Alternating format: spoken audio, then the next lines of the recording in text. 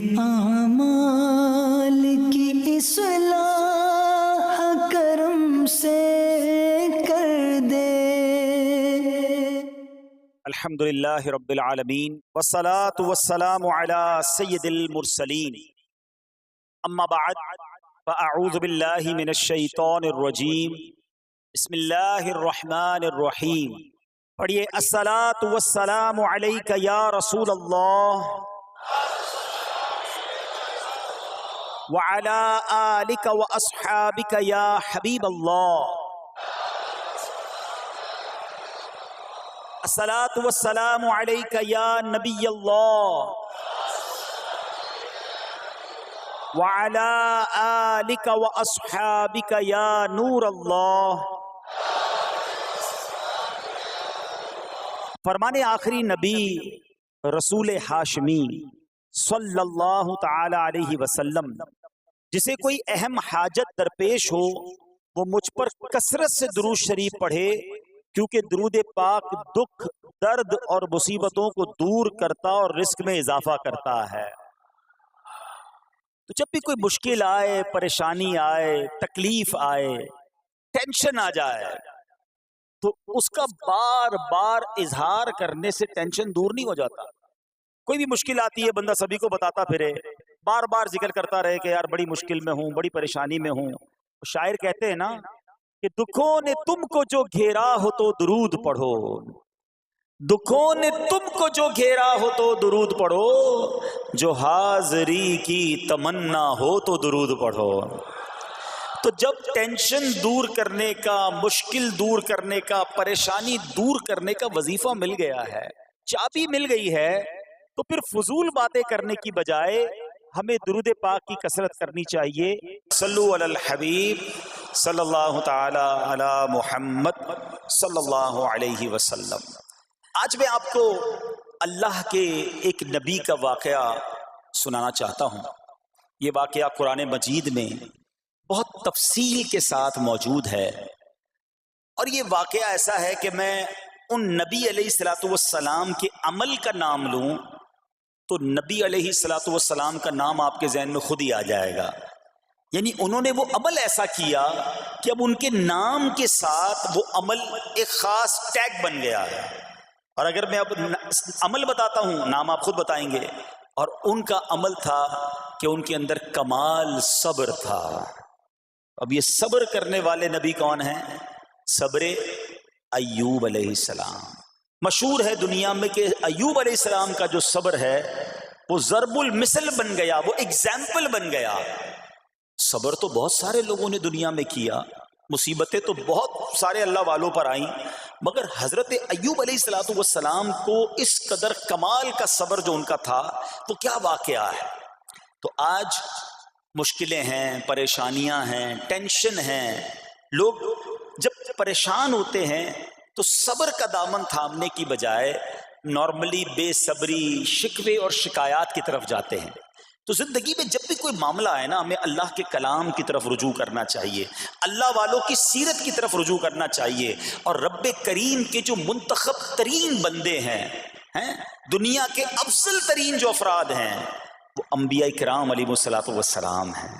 تو ہمیں جب بھی کوئی پرابلم آئے، جب بھی کوئی مسئلہ درپیش ہو، پہلے دیکھیں اللہ والوں نے اس موقع پر کیا کیا تھا، قرآن کیا کہتا ہے، حدیث کیا کہتی ہے، تو پھر زندگی میں چیزیں آسان ہو جاتی ہیں۔ تو حضرت ایوب علیہ الصلوۃ والسلام کی سیرت کے بارے میں جانتے ہیں کہ آپ حضرت اسحاق علیہ الصلوۃ والسلام کی اولاد میں سے ہیں، اور ان کی والدہ حضرت لوط علیہ الصلوۃ والسلام کے خاندان سے ہیں۔ اللہ تعالیٰ نے آپ کو ہر طرح کی نعمت سے نوازا تھا۔ آپ حسن و صورت والے بھی تھے، یعنی آپ کو اللہ پاک نے بہت خوبصورت بھی بنایا تھا، اور اللہ کریم نے مال بھی بہت دیا، اولاد میں بھی کثرت دی، یعنی ویل آف لائف تھی، خوبصورتی بھی ہے، مال بھی ہے، اولاد بھی ہے۔ اچھا، پھر ظاہر مال تھا تو گھر بھی تھے، جانور بھی تھے۔ اس زمانے میں جو ویلتھ ہوتی تھی، جو پیسہ ہوتا تھا، وہ جانوروں کی صورت میں ہوتا تھا۔ آج کل لوگ گاڑیاں رکھتے ہیں، سونا زیورات رکھتے ہیں، اس زمانے میں جانور ہوتے تھے۔ بلکہ اب بھی اگر پاکستان کے بھی آپ انٹیریئر کے ایریا میں چلے جائیں، گاؤں گوٹھ میں جائیں، تو لوگ اپنا مال و دولت سے جانور ہی خرید رہے ہوتے ہیں۔ ان کے نزدیک یہی ان کا جو ہے وہ جو بھی ان کا کاروبار ہوتا ہے اور مال ہوتا ہے۔ اب آپ پر امتحان آیا، آزمائش آئی. اور وہ آزمائش کیسے آئی کہ پہلے آپ کا مکان گرا اور خاندان کے جتنے افراد تھے اور آپ کے بیٹے تھے، جتنے بھی آپ کے بیٹے تھے نا، وہ سب اس مکان کے تلے دب کر انتقال کر گئے. اللہ اکبر. آپ کو آ کر خبر دی جاتی گئی کہ حضور آپ کا مکان گر گیا ہے، آپ کے بچے دب گئے اور دب کر ان کا انتقال ہو گیا ہے. آپ فرماتے تھے میرا کیا ہے، جس کا تھا اس نے لے لیا. جب تک اس نے مجھے دے رکھا تھا وہ میرے پاس تھا، جب اس نے چاہا اس نے واپس لے لیا. اسی نے دیا تھا نا.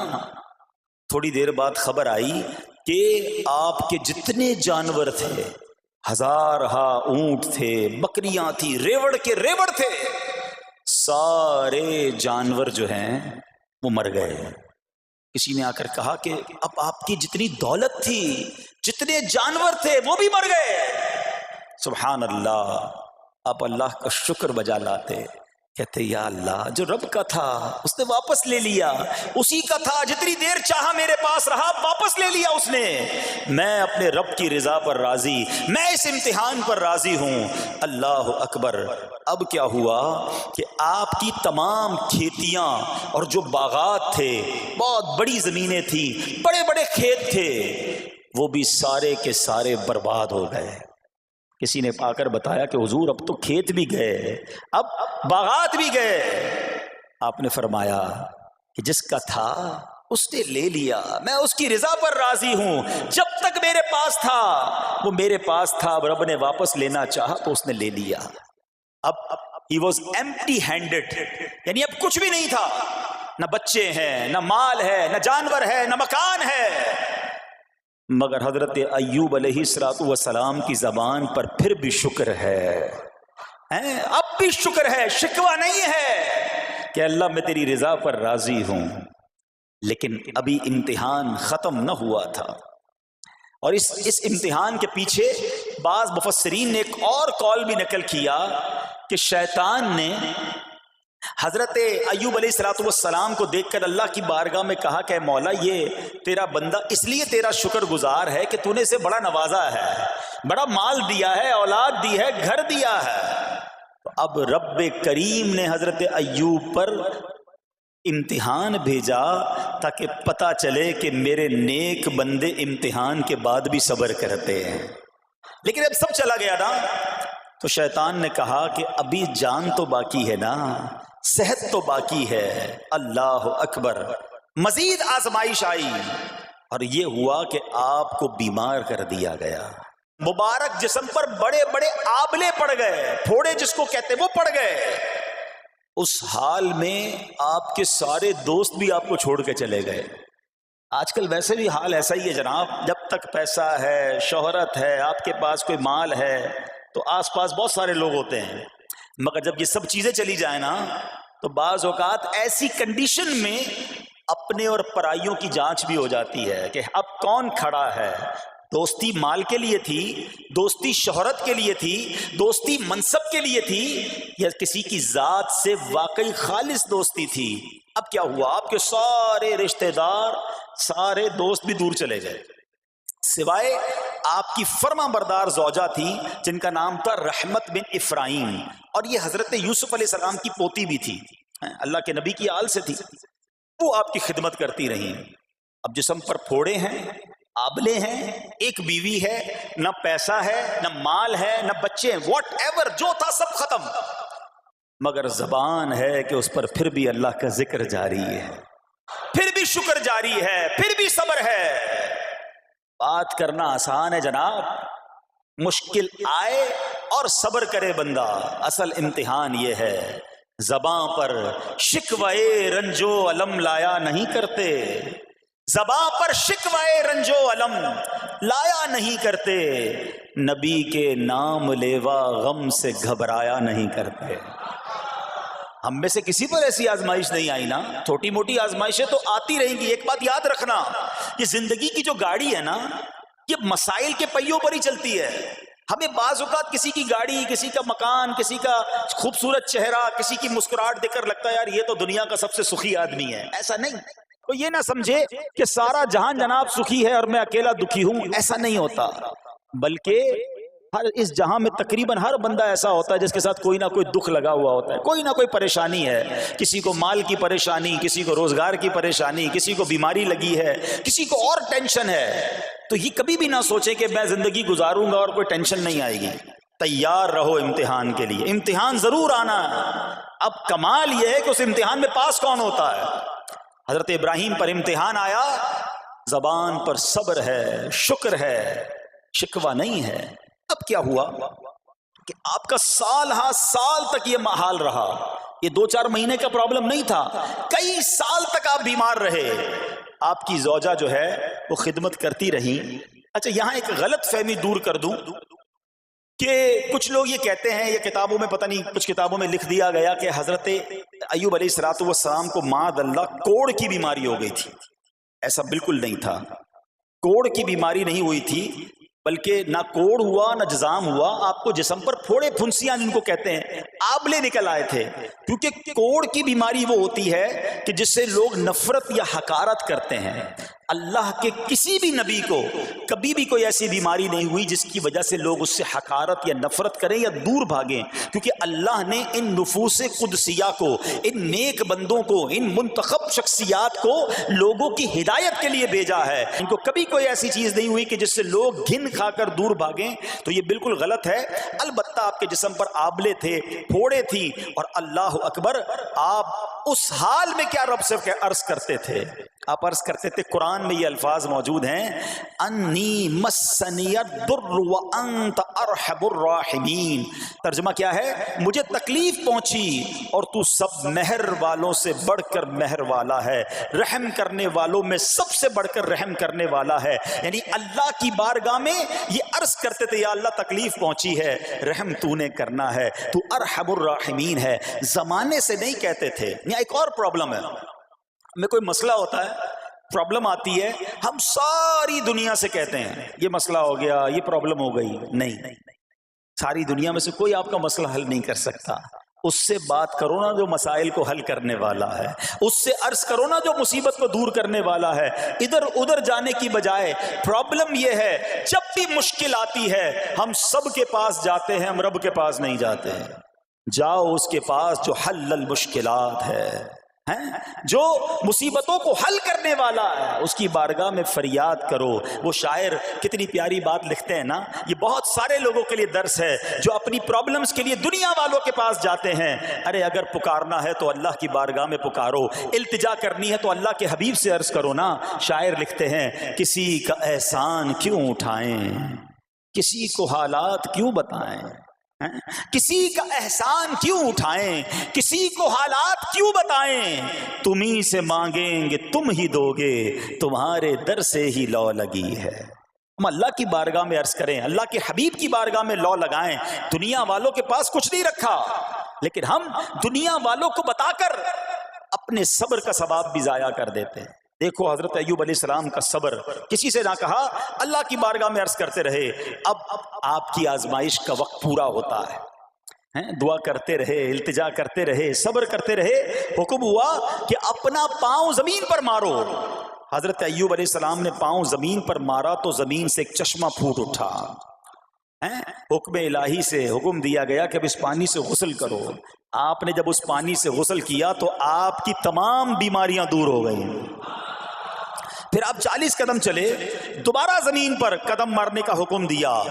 قدم مارتے ہی ایک اور خوبصورت لذیذ ٹھنڈے پانی کا چشمہ نمودار ہوا. پانی ٹھنڈا، میٹھا اور لذیذ تھا. اب آپ نے وہ پانی پیا تو آپ کے باطن میں نور ہی نور پیدا ہو گیا اور آپ کو اعلیٰ درجے کی صحت و نورانیت حاصل ہو گئی. اور سنو، میرا رب تو قادر ہے نا، اللہ تعالیٰ نے آپ کی وہ ساری اولاد جو دب کر کئی سال پہلے مر گئی تھی، انتقال فرما گئے تھے، اللہ نے ان تمام اولاد کو پھر زندہ فرما دیا. اور آپ کی بیوی کو دوبارہ جوانی بخشی، اور اب اس کے بعد بھی آپ کی کثیر اولاد ہوئی. سنو سنو، جو جانور چلے گئے تھے نا، اللہ نے مویشی، اسباب و خزانہ اس سے زیادہ آپ کو پھر سے عطا فرما دیا. صبر کیا تھا نا. ان اللہ مع الصابرین. اچھا یاد سب کو ہے یہ آیت, بچپن سے یاد ہے, اللہ صابروں کے ساتھ ہے, صبر کرنے والوں کے ساتھ ہے, مگر صبر کرنا نہیں ہے. امتحان آنا ہے تو صبر کرنا نہیں ہے, آیت سب کو پتا ہے. اچھا جس کے ساتھ پرابلم ہو جائے نا, اس کو بھی بندہ درس دینے جا رہا ہوتا ہے, بھائی صبر کرنا, اللہ آپ کو صبر دے, لیکن جب اس پر امتحان آتا تو یہ صبر کرتا نہیں ہے. دوسروں کو درس دے رہا تھا, آج تیری باری آئی ہے نا, تو صبر کا دامن نہ چھوڑیں. میں آپ کو ایک بات سوال پوچھنا چاہتا ہوں. آج کل ہم بڑے لوگوں سے تعلقات کیوں بنانے کی کوشش کرتے ہیں؟ یار جب کوئی مشکل ٹائم آئے گا نا تو یہ بندہ کام آئے گا, یہ پیسے والا دوست ہے, یہ اس کے تعلقات بہت ہیں, اس کی گورنمنٹ میں بات ہے, اس کی وکیلوں میں بات ہے, 4-5 ایسے دوست ہونے چاہیے. یہ ڈاکٹروں کے اندر بڑی اچھی اس کی دوستی ہے, کوئی ڈاکٹر کا بھی کام آئے گا تو یہ بندہ کام آ جائے گا. ہم دنیا والوں سے تعلقات اس لیے بناتے ہیں تاکہ یار مصیبت آئے تو یہ بندہ کام آئے, اور نارملی اکثر ایسا ہوتا ہے کہ جس سے امید رکھی ہوتی ہے مصیبت کے وقت وہ غائب ہو جاتا ہے. لیکن رب خود قرآن میں فرما رہا ہے ان اللہ مع الصابرین, صبر کر لو اللہ کی رحمت تمہارے ساتھ ہو جائے گی. اب میں آپ سے سوال کرتا ہوں, دنیا کے تعلقات ہوں یہ ضروری ہے یا یہ فائدہ مند ہے, یا بندہ صبر کر لے تو اللہ کی رحمت ساتھ ہو جائے, سارے غم ویسے ہی دور ہو جائیں گے؟ صبر اس کو نہیں چھوڑنا ہے. تو حضرت ایوب علیہ السلام کی زندگی میں ایک اور واقعہ یہ ہوا کہ جب آپ بیمار تھے, آپ کو پتہ جب بندہ بیمار ہوتا ہے تو بعض اوقات اس کی طبیعت میں کیفیات بھی ہوتی ہیں, تو آپ نے اپنی زوجہ کو پکارا, تو آپ کی زوجہ کچھ دیر میں حاضر ہوئی, تو آپ نے جلال میں آ کر اس کو 100 درے, اپنی زوجہ کو 100 کوڑے مارنے کی قسم کھا لی. اب جب صحت آ گئی تو قسم تو آپ نے کھائی ہوئی تھی, تو اب کیا کرتے؟ اس بیوی نے تو خدمت بھی بہت کی تھی, اب اسے کوئی خاص کیفیت تھی, آپ نے قسم اٹھا لی تھی. سبحان اللہ, ایوب علیہ السلام کو اللہ کریم نے قرآن میں کیا حکم دیا کہ اے ایوب آپ ایک یعنی 100 جس کو کہتے ہیں تنکے 100 تنکوں والی جھاڑو لیں اور اس جھاڑو کو ایک مرتبہ اپنی بیوی کو مار دیجئے تو آپ کی قسم جو ہے وہ پوری ہو جائے گی, یعنی قسم کا کفارہ نہیں دینا ہوگا. اللہ اکبر. اللہ نے اس نبی علیہ السلام کی فرما بردار بیوی کی جو سزا تھی یا جو معاملہ تھا اس کو کتنا آسان فرما دیا. تو رب کریم نے قرآن مجید فرقان حمید میں اس کو کس طرح بیان فرمایا, وَخُذْ بِيَدِكَ ضِغْفًا فَاضْرِب بِهِ وَلَا تَحْنَثْ, فرمایا کہ اپنے ہاتھ میں ایک جھاڑو لے کر اسے مار دے اور قسم نہ توڑ. اِنَّا وَجَدْنَاهُ صَابِرًا, فرمایا ہم نے اسے صابر پایا. نعم العبد, کیا اچھا بندہ. اِنَّهُ اواب, بے شک وہ بہت رجوع لانے والا ہے. ارے آج دنیا کسی کو کہے یہ صبر والا ہے, حضرت ایوب کی شان دیکھو کہ رب فرما رہا ہے قرآن میں اِنَّا وَجَدْنَاهُ صَابِرًا, اور ہم نے ایوب کو صبر کرنے والا پایا, صابر پایا. اللہ حضرت ایوب کے صبر کے صدقے ہمیں بھی صابرین میں شامل فرما لے. اللہ اکبر, سبحان اللہ. اور رب کریم نے جو اواب فرمایا, علماء کہتے ہیں کہ یہ اواب کے لاجواب خطاب کو جو آپ کے سر مبارک پر ایک تاج کی طرح رکھ دیا گیا, کیونکہ اواب کے معنی کیا ہے؟ انہو اواب, بے شک وہ بہت رجوع لانے والا ہے. اللہ اکبر. صبر کیا تو رب نے کیسے کیسے القاب جو ہیں وہ قرآن میں عطا فرمائے. یہاں ایک اور بات بھی سیکھنے والی ہے کہ حضرت ایوب علیہ السلام کے صبر کا کمال یہ ہے کہ قرآن میں ذکر آ گیا, اب صبح قیامت تک حافظ تلاوت کریں گے, تراویح میں قرآن پڑھا جائے گا, جب بھی قرآن کی تلاوت دنیا کے کونے کونے میں کی جائے گی, قیامت تک حضرت ایوب کے صبر کا ذکر ہوتا رہے گا. جب آپ صبر کرتے ہیں اللہ رسول کو راضی کر لیتے ہیں, اللہ ان ناموں کو بلند فرما دیتا ہے. بہرحال میرے پیارے اسلامی بھائیوں, اب یہاں تھوڑا سا ایک شرعی مسئلہ بھی سمجھ لیں. بعض اوقات ہے کہ آپ لفظ سنتے ہیں ہیلا, اچھا کچھ لوگ جب یہ لفظ ہیلا سنتے ہیں تو کنفیوز ہو جاتے ہیں, یار یہ کیا, ایک کام کرنا تھا اس کو ایک اور طریقے سے کر دیا, ہمیں سمجھ نہیں آ رہا. عجیب عجیب سی لوگ باتیں کرتے ہیں. سبحان اللہ. علماء فرماتے ہیں پہلے ہیلے کا مسئلہ سمجھ لیں. فتاوی عالمگیری میں ہے جو ہیلا کسی کا حق مارنے یا اس میں شبہ پیدا کرنے یا باطل ذریعے سے فریب دینے کے لیے کیا جائے وہ مکروہ ہے, اور جو ہیلا اس لیے کیا جائے کہ آدمی حرام سے بچ جائے یا حلال کو حاصل کر لے وہ اچھا ہے. انما الاعمال بالنیات, غلط نیت سے ہیلا کہ کسی کا حق دبا لو یا معاذ اللہ زکوٰۃ ادائی نہ کرنی پڑے, اللہ کو کوئی دھوکہ نہیں دے سکتا, اللہ دیکھ رہا ہے کہ اس کی نیت کیا ہے. لیکن ہیلا اس لیے ہے کہ حرام سے بچ جائے، حلال حاصل کر لیا جائے، تو اس کی جو جواز کی صورتیں ہیں علماء نے فرمایا یہ آیت اس میں دلیل ہے. اور آیت کیا تھی؟ وَخُذْ بِيَدِكَ ضِغْثًا فَاضْرِبْ بِهِ وَلَا تَحْنَثْ، اور فرمایا اپنے ہاتھ سے ایک جھاڑو لے کر اسے مار دو اور قسم نہ توڑو. قسم تو 100 کوڑے مارنے کی تھی، اللہ کریم نے آسانی کا راستہ بتایا. ہاں ایک بات یاد رہے، یہ بڑی امپورٹنٹ بات کرنے جا رہا ہوں کہ مفتیان کرام، قابل اعتماد مفتیان کرام سے رہنمائی لے کر ہم جیسے لوگوں کو، عوام الناس کو کوئی ہیلا اپنے طور پہ نہیں کر لینا چاہیے. ہاں کیونکہ بعض ہیلوں کی شرعی طور پر اجازت نہیں ہوتی، اور بعض اوقات ہیلا کرنے میں ایسی غلطی لوگ کر جاتے ہیں جن کی وجہ سے ہیلا ہوتا ہی نہیں ہے. تو یہاں صرف آپ کو دلیل بتانا تھا، باقی اگر کسی قسم کا کوئی شرعی ہیلا کرنا ہے تو قابل اعتماد مفتیان کرام سے رجوع کیا جائے. سبحان اللہ. اب حضرت ایوب علیہ السلام کے صبر کی بات ہوئی ہے نا، اللہ نے پتہ ہے آپ کو کتنا مقام عطا فرمایا کہ نبی کریم صلی اللہ تعالی علیہ وآلہ وسلم نے ارشاد فرمایا حضرت ایوب لوگوں میں سب سے بڑھ کر عالم، صابر اور غصہ پینے والے تھے. حضرت ابن مسعود رضی اللہ تعالیٰ عنہ سے مروی ہے کہ حضرت ایوب علیہ السلام قیامت کے دن صبر کرنے والوں کے سردار ہوں گے. ہاں صبر کرنے والوں کے بھی سردار ہوں گے. اچھا بعض اوقات ہوتا کیا ہے، اچانک کوئی پرابلم آ گئی، کہیں آگ لگ گئی، گاڑی میں نقصان ہو گیا، پیسے چوری ہو گئے، موبائل چوری ہو گیا، کوئی چیز میں نقصان ہو گیا، کاروبار میں نقصان ہو گیا، صحت خراب ہوئی. بندہ کہتا ہے یار یہ میرے ساتھ کیوں ہوا ہے، میں نے ایسا کیا کیا ہے. بعض اوقات زبان سے شکوے، شکایت، حالانکہ قرآن مجید فرقان حمید نے تو پہلے ہی ہمیں بتا دیا ہے. ہمارا پرابلم پتہ ہی کیا ہے، ہم بہت ساری باتیں جانتے ہیں دنیا کی، قرآن و حدیث پڑھتے نہیں ہیں، تو مینٹلی پریپیئرڈ نہیں رہتے.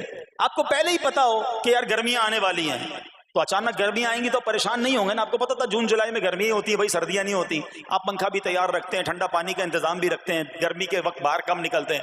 اور سردیاں آتی ہیں آپ کو پہلے ہی پتا ہوتا ہے، اب رضائی تیار کر لیتے ہیں، سویٹر نکال لیتے ہیں. ایسا نہیں ہوتا کہ صبح اٹھتے تو 40 ڈگری ہوتا ہے، دوسرے دن اٹھتے تو 5 ڈگری ہوتا ہے. بندہ کہ یار آج ٹھنڈ کیوں ہو گئی، کل گرمی کیوں ہو گئی. مینٹلی پریپیئرڈ جب بندہ ہوتا ہے تو وہ تیار ہوتا ہے. اگر جو قرآن پڑھنے والا ہے، حدیث پڑھنے والا ہے، اس کو تو پہلے ہی مینٹلی پریپیئرڈ ہونا ہے. کیوں؟ قرآن کا وعدہ ہے نا، قرآن کا اعلان سنو. اللہ کریم قرآن مجید میں کیا ارشاد فرماتا ہے؟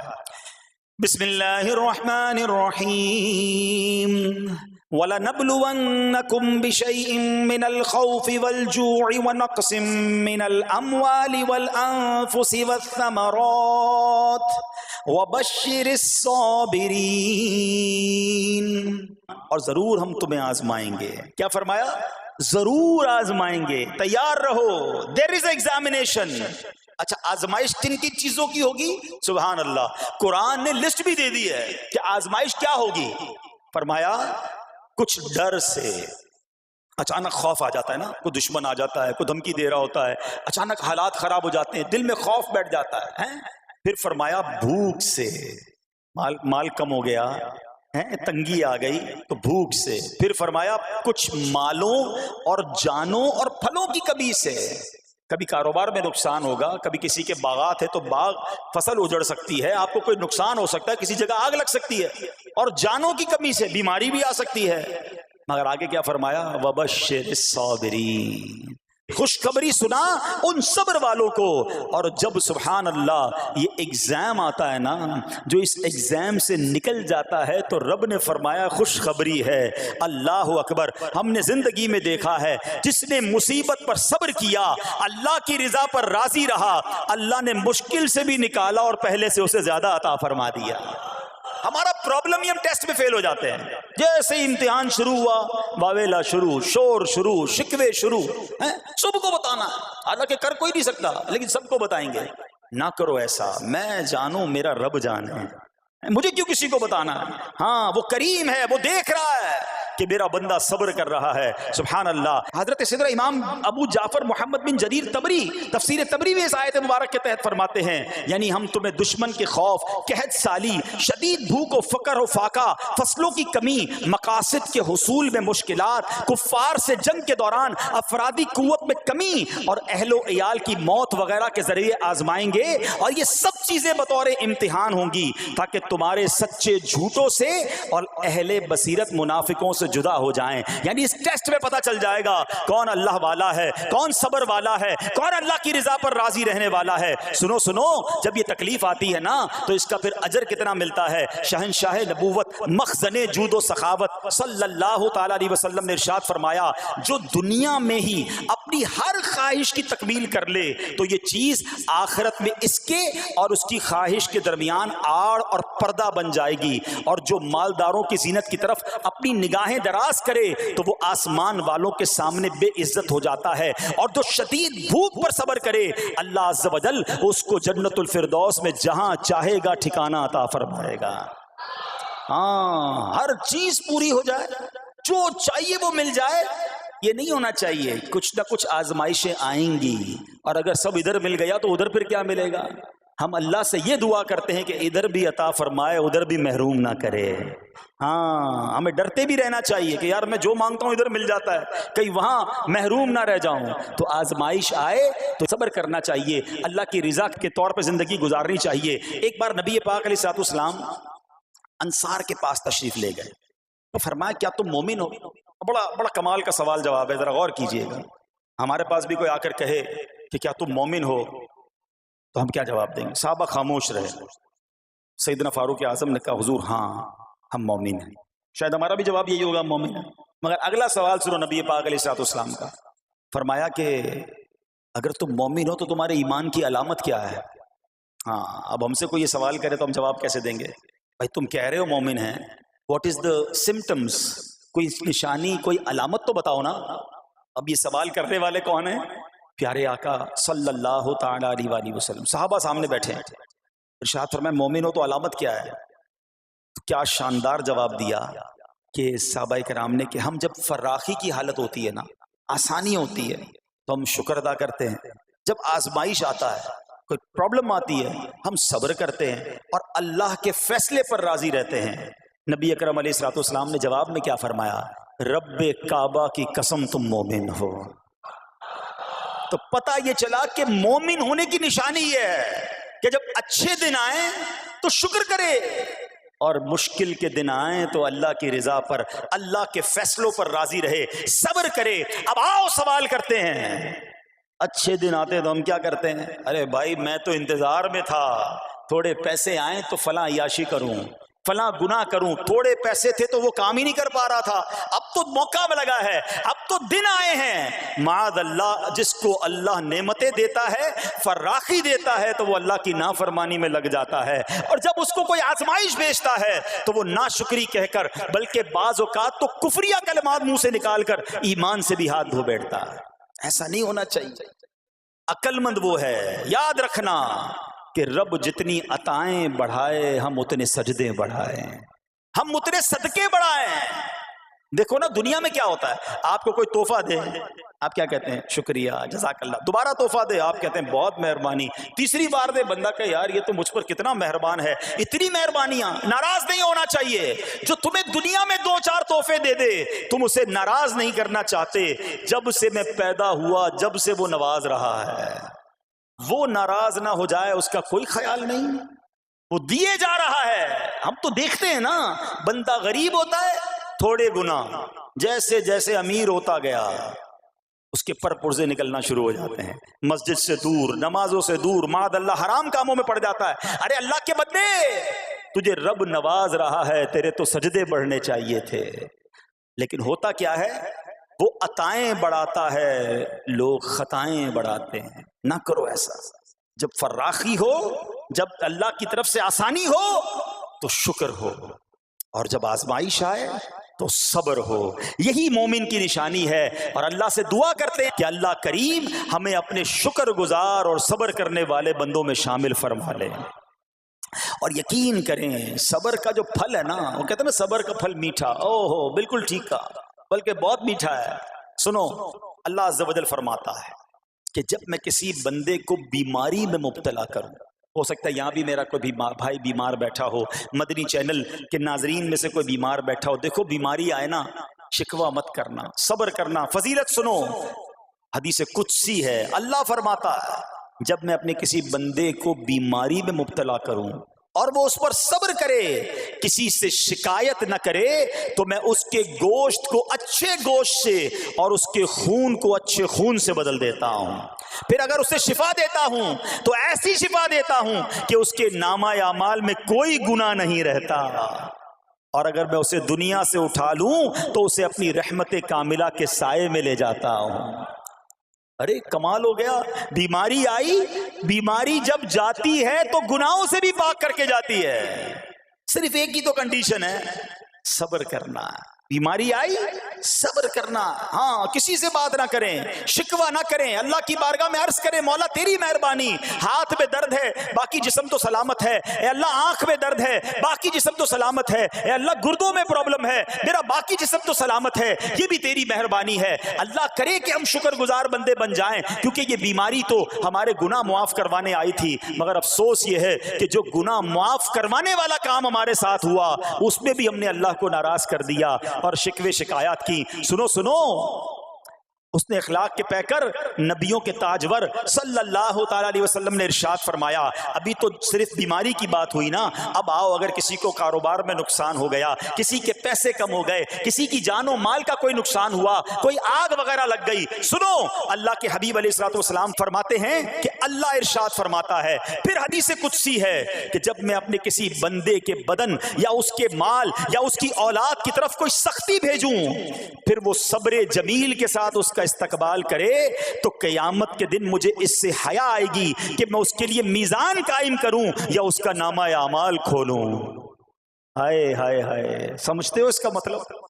اللہ فرما رہا ہے مجھے حیا آئے گی کہ اپنے بندے سے اب کیا حساب لوں. جب آزمائش بھیجی تھی تو اس نے صبر کیا تھا, اس نے شکوہ نہیں کیا تھا. خدا کی قسم میں آپ سے پوچھتا ہوں, میرا کوئی نقصان ہو جائے اور قیامت کے دن میرا نامہ اعمال نہ کھولا جائے, مجھے اللہ کی بارگاہ میں حساب نہ دینا پڑے, مجھے بتاؤ یہ دنیا کے حساب نقصان کی کیا حیثیت ہے اگر ادھر بخشا جائے. سنو تو صحیح, رب فرما رہا ہے کہ مجھے حیا آتی ہے کہ اس کے لیے میزان قائم کروں یا اس کا نامہ اعمال کھولوں. ارے یہ ساری دنیا کی دولت, یہ ساری دنیا کی آسائش ایک طرف, اگر قیامت کے دن حساب کتاب میں آسانی مل جائے, اللہ بلا حساب جنت میں داخل کر دے, اس سے بڑھ کر کوئی نعمت نہیں. مگر آج افسوس یہ ہوتا ہے کہ اگر کسی پر امتحان آتا ہے وہ اس امتحان میں فیل ہو جاتا ہے. اس حدیث میں ایک لفظ استعمال ہوا صبر جمیل کے ساتھ. اب یہ بھی بڑا مسئلہ ہے کہ لوگوں کو یہی نہیں پتا کہ صبر جمیل ہے کیا. لوگ کہتے تو بہت ہیں, اللہ پاک آپ کو صبر جمیل عطا فرمائے. اب اس سے پوچھو بھائی صبر جمیل کی تعریف کیا ہے,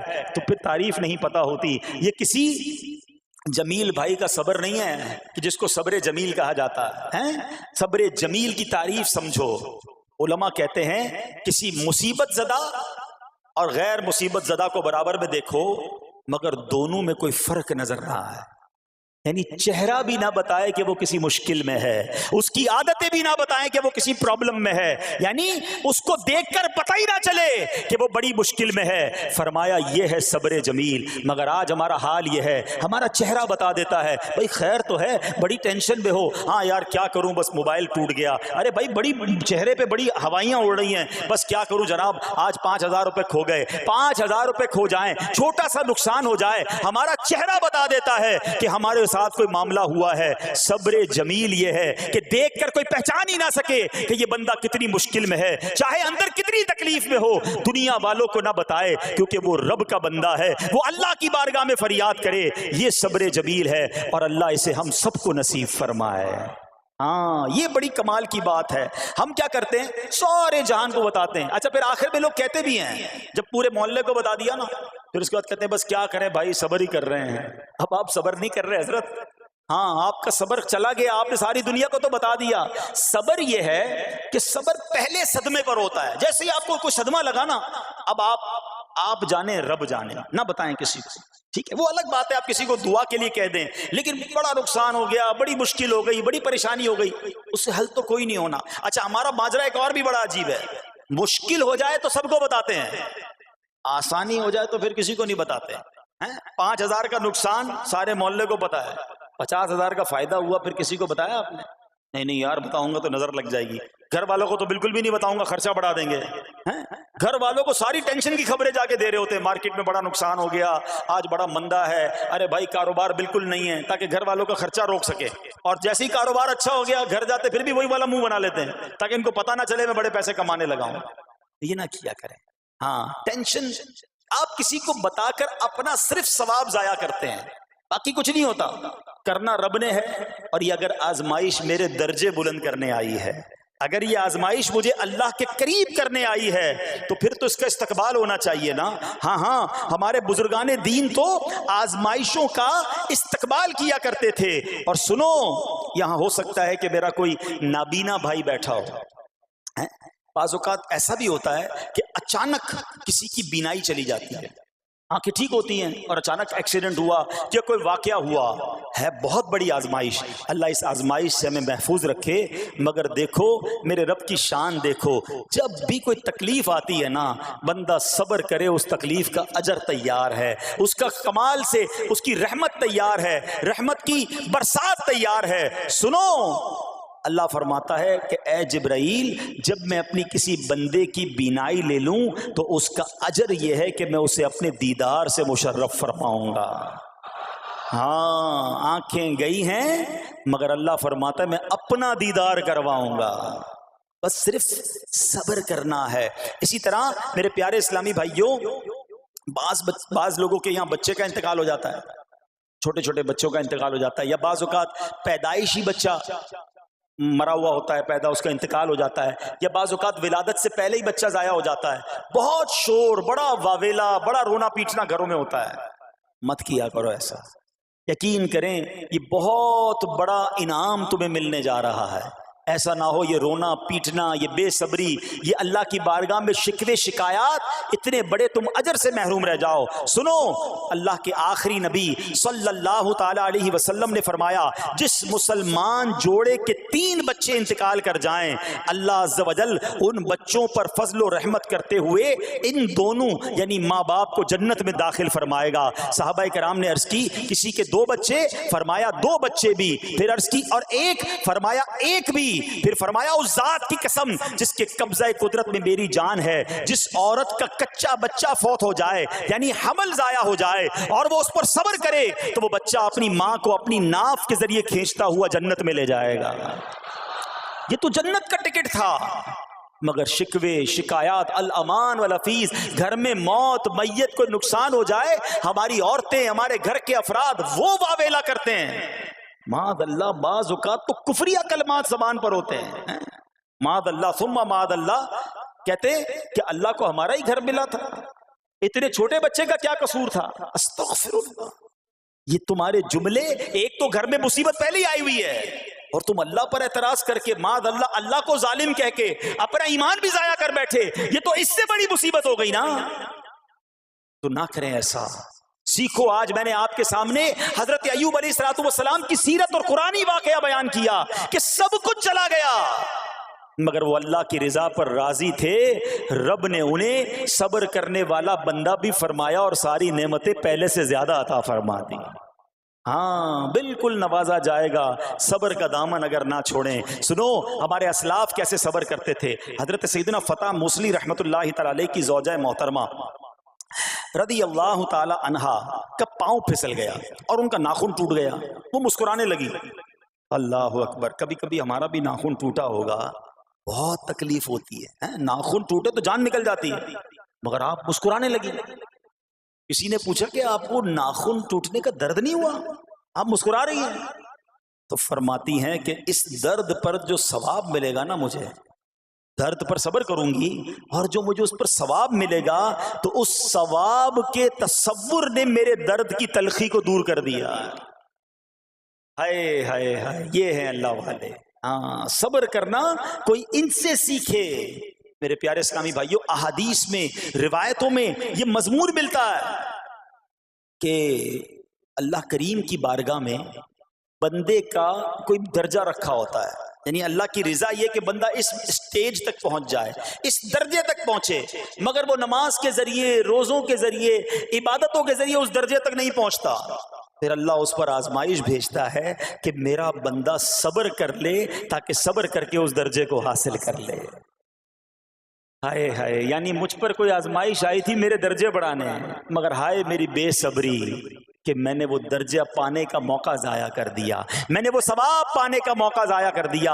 خدا را یاد رکھنا، اگر کسی آزمائش سے گزر رہے ہو تب بھی، اور اگر آئندہ کوئی آزمائش آئے، صبر کا دامن نہ چھوڑنا، یہ تصور کر لینا کہ یہ میرے گناہ معاف کرنے کا ذریعہ بن رہا ہے، یہ میرے درجے بڑھانے کا ذریعہ بن رہا ہے۔ اور سنو، جب مصیبت آئے تو پڑھنا کیا ہے؟ رسول اللہ صلی اللہ تعالی علیہ وآلہ وسلم نے فرمایا، جو مصیبت کے وقت انا للہ و انا الیہ راجعون کہتا ہے تو اللہ عز و جل اس کی پریشانی دور فرما دیتا ہے اور اس کے کام کا انجام اچھا فرماتا ہے، اور اسے ایسا بدل عطا فرماتا ہے جس پر وہ راضی ہو جاتا ہے۔ تو یہ پڑھ لیں، لیکن شکوہ نہ کریں، دنیا والوں کو بتانے کی حاجت نہیں۔ اچھا، وہ جو میں بات کر رہا تھا کہ تکلیف سب کو بتانی ہے اور راحت کے بارے میں کسی کو کوئی شکر کرتا ہوا نظر نہیں آتا۔ ایک بار ایک شخص کے سر پر جو ہے نا وہ تکلیف ہوئی نا، سر میں درد ہو گیا، اس نے پٹی باندھی اور گھومنے لگا۔ اس زمانے میں حضرت رابعہ بصریہ رضی اللہ رحمۃ اللہ تعالی علیہ، اللہ کی بہت بڑی ولیاں ہیں، آپ نے اس کو دیکھا کہ کیوں پٹی باندھی ہے؟ وہ کہتا سر میں درد تھا اس لیے پٹی باندھی ہے۔ بات تھوڑی سی باریک ہے، سمجھدار لوگ سمجھیں گے، اس لیے پٹی باندھی ہے کہ سر میں درد تھا۔ اللہ اکبر۔ اس اللہ والی نے پتہ کیا کہا؟ آپ کہتی ہیں کبھی صحت کی پٹی بھی باندھی ہے؟ یہ جملہ ہے بڑا سمجھنے والا ہے، یعنی اللہ نے اتنے دنوں تک صحت میں رکھا تو کسی کو نہیں بتایا، اور تھوڑے دنوں کی تکلیف آئی تو پٹی باندھ کے سب کو بتانے چلا ہے کہ رب نے بیمار کیا ہے۔ ہاں، ہمیں اللہ کریم کی طرف سے آزمائش ہمیشہ تھوڑی آتی ہے۔ اگر اپنی زندگی کا ہم پورا عرصہ کیلکولیٹ کریں نا کہ بھئی 40 سال کا کوئی بندہ ہو گیا ہے تو کتنے دن ہوئے 40 سال میں؟ ٹھیک ہے، ایک بار کبھی بیٹھ کے اکیلے میں حساب کرنا، اتنے ہزار دن میں نے دنیا میں گزارے، کتنے دن بیمار رہا؟ تو شاید چند دن، 100 دن، 50 دن، 200 دن بنیں گے۔ کئی ہزار دنوں میں سے اگر چند دن اللہ نے مجھ پر آزمائش ڈالی تو ہزاروں دن راحت بھی تو ڈالی نا، صحت بھی تو عطا فرمایا۔ اتنے دن جس رب نے چھاؤں میں کھڑا کیا، اگر تھوڑی دیر کے لیے دھوپ آئی ہے تو مجھے شکوہ نہیں کرنے چاہیے۔ یاد رکھنا، ہر رات کے بعد صبح ہے، ہر دھوپ کے بعد چھاؤں ہے۔ اگر تم انتظار کرو گے تو رب ایسی رحمت تم پر نازل کرے گا، اپنے غیب کے خزانوں سے عطا فرمائے گا۔ قرآن میں رب نے وعدہ کیا ہے وَمَن يَتَوَكَّلْ عَلَى اللَّهِ فَهُوَ حَسْبُهُ، جو اللہ پر بھروسہ کرے اللہ اس کے لیے کافی ہے۔ مگر ہمارا پرابلم یہ ہے کہ جب مشکل آتی ہے ہم یہ ساری باتیں بھول کر بس شکوہ، شکایات اور پریشانی میں چلے جاتے ہیں۔ ارے آپ اس مصیبت کو اللہ کی طرف سے نعمت سمجھ لو، اللہ کی طرف سے یہ سمجھ لو کہ میرے گناہ معاف کروانے، میرے درجات بلند کرنے کے لیے آیا ہے۔ اچھا، اب ایک اور بات، بعض اوقات شیطان ہے نا، وہ کسی کے دماغ میں وسوسہ ڈالتا ہے کہ یار جب میں نمازیں نہیں پڑھتا تھا نا تب تو اتنا پریشان نہیں رہتا تھا، جب سے نمازیں شروع کی، دعوت اسلامی کے اجتماع میں آنے لگا، مدنی قافلوں میں سفر شروع کر دیا، اب تو میں نے کچھ ذمہ داری بھی لینا شروع کر دی ہے۔ ارے میں نے جب سے امامہ پہنا ہے، یہ داڑھی رکھ لی ہے، میری کوئی اسلامی بہن سن رہی ہے کہ بے پردہ گھومتی تھی تو کوئی اتنا ٹینشن نہیں تھا، اب میں نے جناب پردہ کرنا شروع کیا ہے، قرآن پڑھنا شروع کیا ہے تو ٹینشنیں شروع ہو گئی ہیں۔